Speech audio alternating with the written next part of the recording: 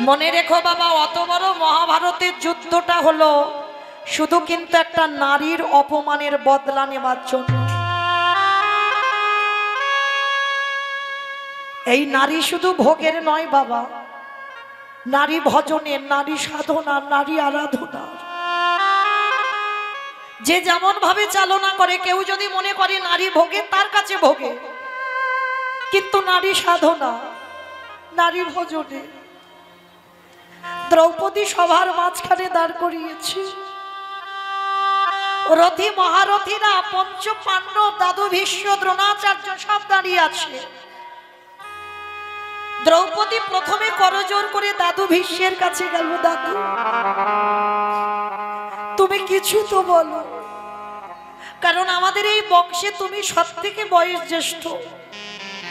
তুমি যদি একবার বলো যে আমাদের বাড়ির কুলবধূ দ্রৌপদী, এটা অন্যায়, এটা পাপ, এটা অধর্ম, কিছু তো বলো দাদু।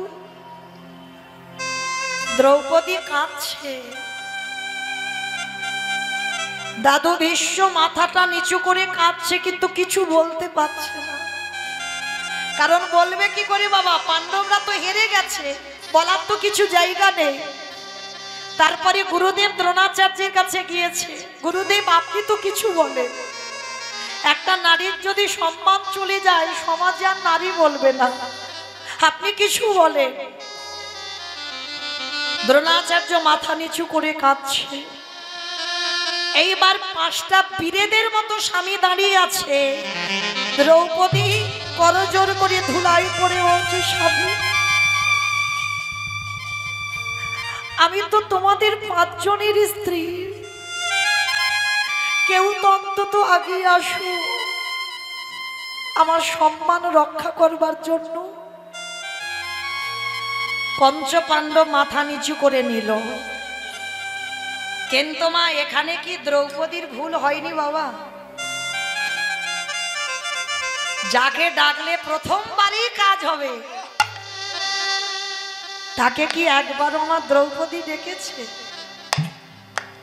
কোনদিন দুঃশাসন দ্রৌপদীর বক্ষের কাপড় ধরতে পারত না যদি প্রথমবারেই আমার কৃষ্ণ সখাকে স্মরণ করত।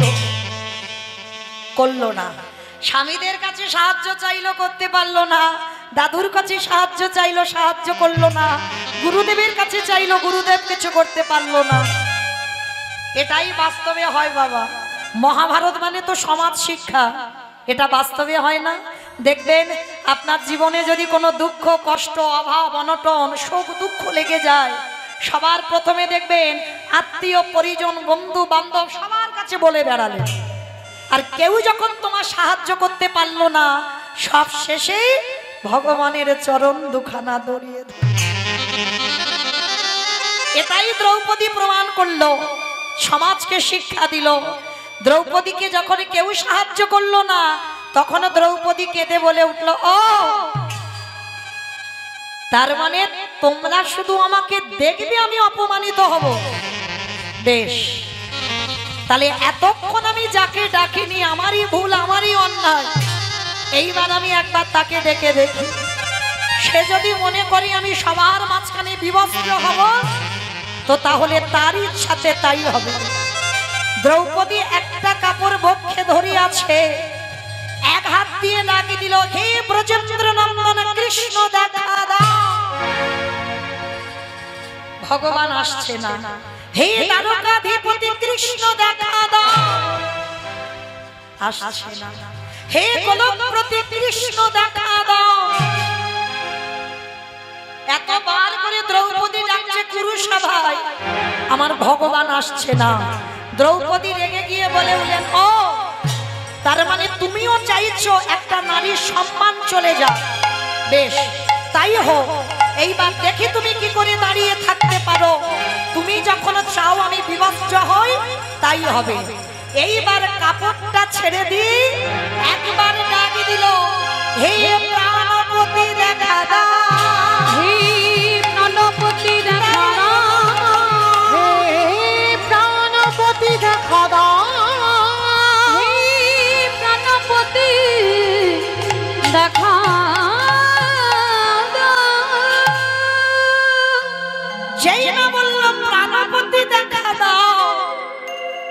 ভগবান আঙুল থেকে কাপড়টা খুলছে। এতটুকু ভগবানের যদি ভেবে থাকো, ভগবান তোমার জন্য ভাববে। কাপড়টা খুলে দ্রৌপদীর কাপড় যেখানে শেষ, কারণ ওই কাপড়টা তো কৃষ্ণের আঙুলে আমার দ্রৌপদী বেঁধে দিয়েছিল।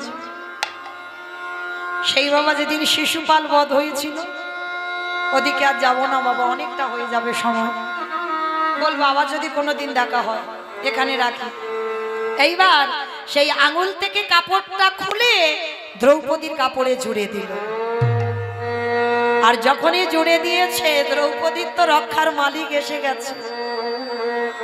কি গো, তোমার জীবনে কষ্ট হবে, জড় জগতে কেউ কিছু করতে পারবে না, করবার মালিক তো সে। তার চরণ যত তাড়াতাড়ি ধরবে, কৃপা তত তাড়াতাড়ি।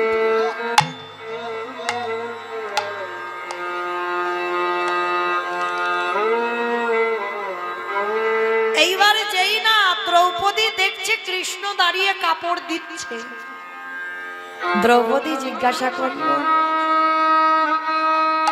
সখা তুমি আসতে এত দেরি করলে কেন গো? ভগবান চোখের জলটা মুছে বলে, সখী আমি দেরি করিনি, তুমি আমায় ডাকতে দেরি করেছো। আমি তো সবার দরজায় দাঁড়িয়ে আছি, শুধু ডাকার অপেক্ষা। যে জন একবার কায় মনো বাবাকে নয়ন জলে একবার কৃষ্ণ তোমার গোলাম বলে ডাকে, আমি পৃথিবীর যেখানে থাকি না কেন, আমি তৎক্ষণাৎ তার হৃদয় ঘরে প্রবেশ করি। নিতাই গৌর হরি বল, হরি বল। আচ্ছা সখা, আমি তো 3 বার ডাকলাম, তুমি এত দেরি করলে কেন? বলে আচ্ছা সখী, তুমি 3 বার কি কি বলেছো বলো? বলে কেন? আমি প্রথমে বলেছি ব্রজেন্দ্র নন্দন কৃষ্ণ দেখা দাও। আচ্ছা সখী, কোথায় হস্তিনাপুর আর কোথায় বৃন্দাবন, আসতে টাইম লাগবে না? ও আচ্ছা, তারপরে কি বলেছো? হে দ্বারকাধিপতি কৃষ্ণ দেখা দাও। কোথায় হস্তিনাপুর আর কোথায় দ্বারকা, 3 দিনের পর, আসতে টাইম লাগবে না? তারপরে কি বলেছো? হে গোলকপতি কৃষ্ণ দেখা দাও। কোথায় হস্তিনাপুর আর কোথায় গোলক, টাইম লাগবে না? ও তাহলে সখা 3 বারের ডাকে তুমি এলে না, 4 বারের ডাকে কেন এলে? বলে সখী তুমি বড্ড বোকা, 4 বারে তুমি কি বলে ডাকলে বলো? বলে কেন? 4 বারের মাথায় আমি বললাম প্রাণপতি দেখা দাও। দ্রৌপদী একেবারে ভেবে দেখলে না, কোথায় তোমার প্রাণে আর কোথায় তোমার হস্তিনাপুর? যখনই তুমি প্রাণপতি দেখা দাও বলে ডাকলে, আমি ভগবান হয়ে কি আর থাকতে পারি? আবার নববিধা ভক্তিতে শেষে বললেন আত্মনিবেদন।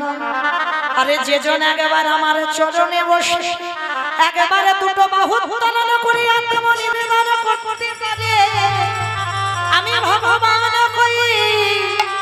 আমি পৃথিবীর যেখানে থাকি না কেন, আমি ভক্তের ডাকে, আমি প্রভু ছুটে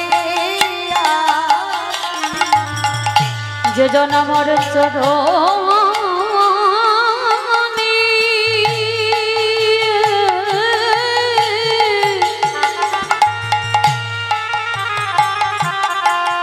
যে জন এই চরণে সব সপে